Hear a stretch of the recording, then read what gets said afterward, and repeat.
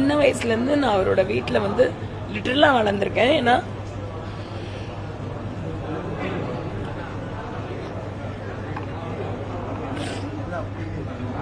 சில விஷயம் பேச முடியாது, உண்மையை சொன்னா தப்பாயிடும், வேண்டாம்.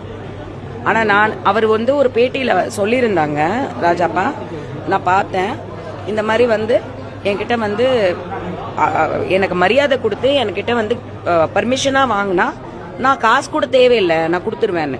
நான் அதே தான் செஞ்சேன். ஏன்னா அந்த வீட்டில் நான் பூஜை பண்ணியிருக்கேங்க. நான் வந்து அந்த வீட்டில் லாக்கர் சாவி வந்து ஜீவம்மா கையில் வாங்கி போய் நகையை எடுத்து அம்மன் கிட்ட போட்டு அவ்வளோ தூரம் நான் அந்த வீட்டுக்கு உழைச்சிருக்கேன்.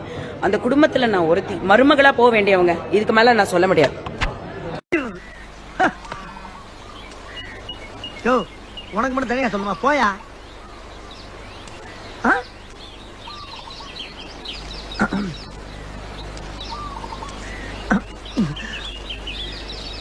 என்னையா செக்கு மாடு மாதிரி சுத்தி வர்ற என்ன?